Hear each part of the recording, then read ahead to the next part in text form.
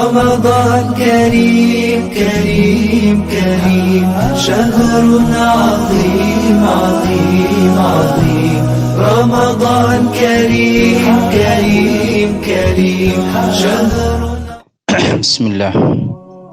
إن الحمد لله نحمده ونستعينه ونستغفره ونعوذ بالله من شرور أنفسنا وسيئات أعمالنا.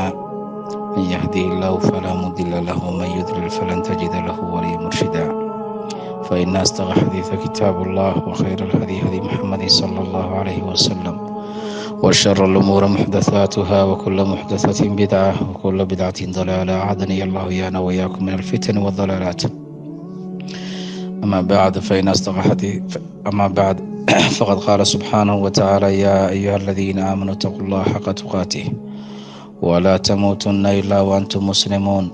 وقال سبحانه وتعالى: يا أيها الناس اتقوا ربكم الذي خلقكم من نفس واحدة وخلق منها زوجها وبث منهما رجالا كثيرا ونساء واتقوا الله الذي تساءلون به والأرحام إن الله كان عليكم رقيبا. فقد قال سبحانه وتعالى: يا أيها الذين آمنوا اتقوا الله وقولوا قولا سديدا يصلح لكم أعمالكم ويغفر لكم ذنوبكم ومن يطع الله ورسوله فقد فاز فوزا عظيما. waxaan kusoo guda jirnay xikaayaatu ramadaan, waxyaalaheeda sunnaha ah iyo waxyaalaha faralka ah iyo sida wax loo khafiifiyey intaba waa soo qaadanay. iminkana waxaanu geli doonaa ictidaarka iyo waxyaalaha mubaaxa ah qofka muslimka ah uu ilaahay u fududeeyey waxyaalaha ka midka ah. al-ictidaar mubiixu lilfidri fi ramadaan. al-ictidaaru waxa weeyaan waa ictidaar loo sameeyey ama cudurdaar loo yeelay almubiixati ee markaa bannaan lilfidri inuu afturo fi ramadaan, qofku inuu ramadaantii uu iska afurnaado. yaa ka mid ah almariid aladii yakhaafu macahu darar, qofkii xanuunsanayay baa ka mid ah. magaranaysaa haddii uu soomo soomkaas uu dhibaato uga baqay inuu dhib u keeno, qofkaas ayaa markaa isaga laftigiisa wuxuu noqday dadka loo baneeyey ayuu ka mid noqday. ama daawooyin ha u socdaan oo daawooyinka hadduu qaadan waayo waqtigoodii iyo dhowrkoodii saacadood hadduu kala qaadan waayo dhib iyo dhibaataa kasoo gaaraysa, ama xanuuno kale iyo afa kala ku imanaya. saa laajligeed hadduu dararba ka baqayo ama xanuunkii kusii darnaanayo waa markaa uu iska dhaafayaa soomkii. marka lagu mutirsan doona insha allah biidni tacaala.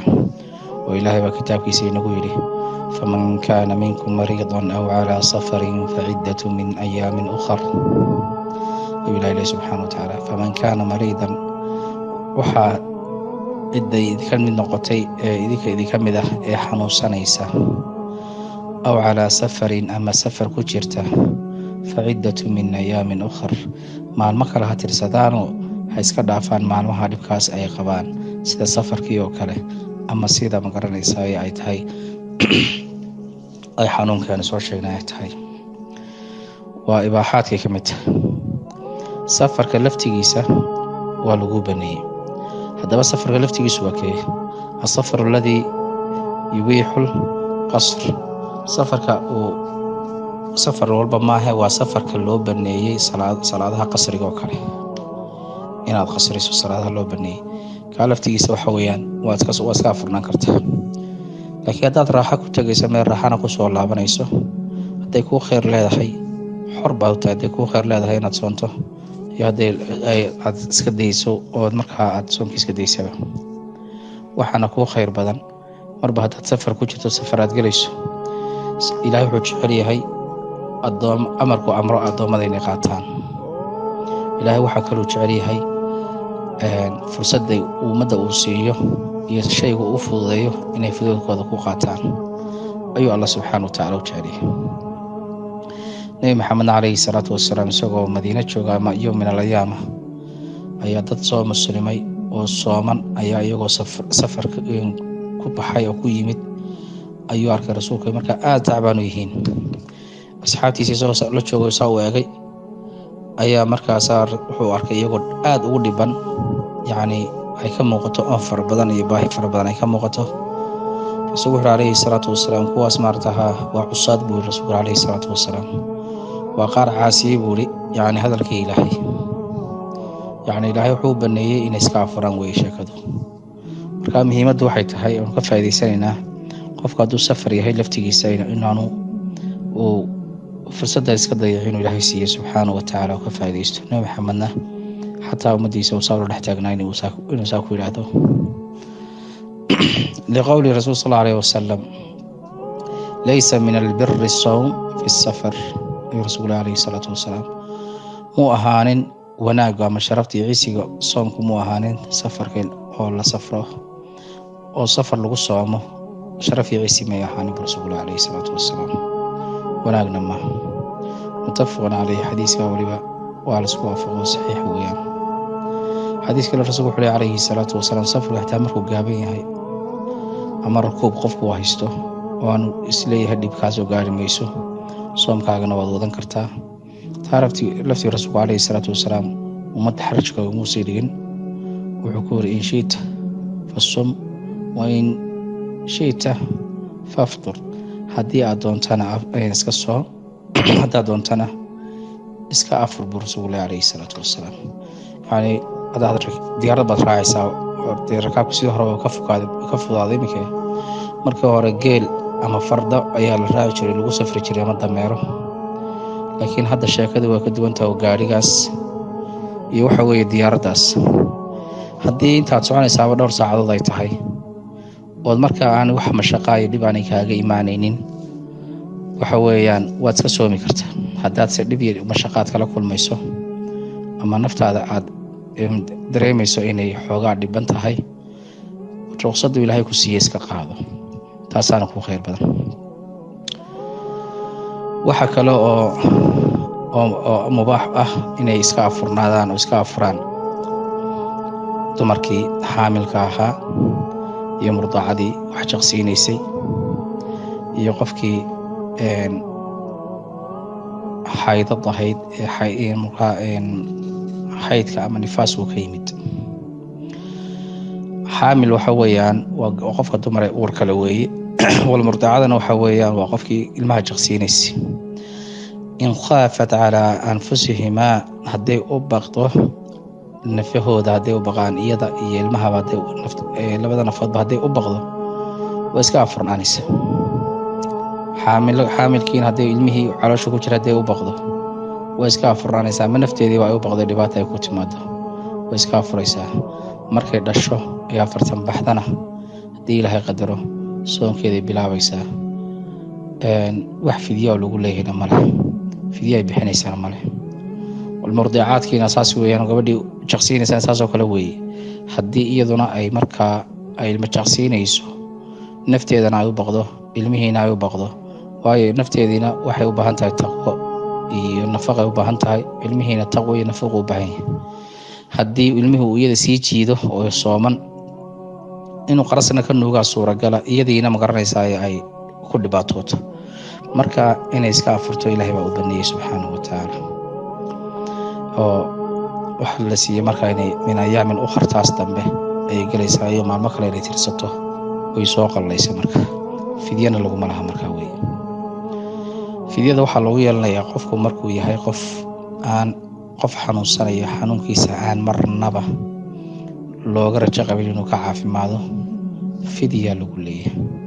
ama hadduu waayeel yahay, waayeelnimadiisaas dhib fara badan looga baqayo, fidya ku waajibaysa. waayo isagu waayeelkii cimri sii socda mooyaane dee inuu wax ka soo horeeyo markaa looma rajo qabo. saa la ajligeed inuu qofku ka faa'iidaysto ayaa muhiima. in khaafata hadday u baqdo calaa anfusihimaa, iyadaiyo ilmaheediiba hadday u baqdaba, afurkaas inay iska afurto waa loo baahan yahay. aw calaa awlaadiha, ama awlaaddeedii hadday u baqdo, fataftiraani wataqdiyaan, waana iska afuraysaa murdeecadaasi hooyada xaamilka ah iyo hooyada wax jaqsiinaysa labaduba iska afurayaan. dib baana usoo qalin doonaan insha allah biidni illahi tacaala haddii ilaahay qadaro.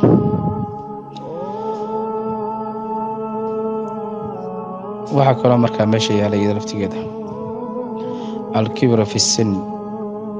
alkibr waa weynaanshihii qofka hadduu weynaado fi sinni da-diisa weynaado, alladii kaasoo faqada caqlahu falaa yajibu calayhi sowm, kaasoo caqligiisii markaa uu waayey, yacni waayeelnimo darteed. waali kuma waayin, laakiin waayeel ahaannimo darteed ayuu caqligiisii ku naaqusmay. falaa yajibu calayhi sowm, soom ku waajibayaana markaa ma jiray wey. walaa itcaam, wax xataa uu itcaam bixinayo oo fidye uu bixinayaana qofkaasi ma leh. waa rufica calaa qalamuhu weeyaan. laakiin hadduu caqli leeyahay, uu da' yahay, uu laakiin caqligiisu taam yahay oo soomkiina aanu karaynin, wuu iska afurayaa, fidyuu bixinayaa. laakiin hadduu da' yahay oo da'dii uu ahaana caqligiisiina waxna aanu kala saari karaynin, rag iyo dumar wuxuu dhalay waanu kala garanaynin, oo caqligiisiiba aanu ahayn caqli dib markaa looga rajo qabo, isagana waxa weeyaan fidyana laguma laha, soomna lagu yeelan maayo insha allah. wain lam yafqad caqlahu, hadduu caqligiisa aanu waayin oo markaa uu da' ahaan ay tahayna, walaakinahu hase yeeshee waxaa markaa cajsi keliyey oo markaa u diiday inuu soomo waa cumrigii oo keliyaata bes. laakiin caqligiisi waa taam, wixiisii oo dhanna waa taam insha allah biidni illahi tacaala. waxaa markaa taasna aynu ka faa'iidaysanaynaa, qofku da'diisu haba weynaatee hadduu caqligiisu taam yahay inuu markaa noqonayo inuu iska afuro, laakiinse uu mar walba miskiin quudiyo ay noqonaysaa insha allah biidni illahi tacaala. asxaabtiina sida cabdullaahi bin cabaas uu yeelay oo kale haddii aad samaysaan, waxaa ka wanaagsan in aad hal mar aad masaakiin fara badan wada quudisaan. laakiin hal miskiin haddaad mar buu soo noqnoqonayo adigoo waayo mooyaane waa laga fiican yahay, waanu kaa gudaya insha allah biidni illahi tacaala. shay kastoon hagaajinay ilaah iyo rasuulkiisa ka sugnaatay, mid kastoon haleynina nafteyda iyo shaydaan bay ka sugnaatay.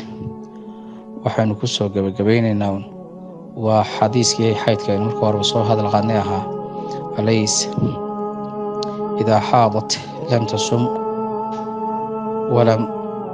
lam tusalli walam tasum. yacni waa marka xadiiskii rasuulka la weydiiyey calayhi salaatu wasalaam, naqasaata caqlidiin buu ku jiro. markay weydiiyeen ay ku yidhahdeen maxaan uga caqli yaraanay, muxuu ahaaye ragga amaan uga dii yaraanay, rasuulku markaa wuxuu ku yidhi calayhi salaatu wasalaam, alaysa idaa xaadat, gabadhu miyaanay ahayn gabadhu markay xaadad ay markay xaydka tahay, lam tusalli mid aan tukanaynin, walam tasum ama aana soomaynin. saasaa loo soo daliishanaya laftigeeda insha allah. wallahu aclam. wax ka bilaa tawfiiq. asalaamu calaykum waraxmatullahi wabarakaatu.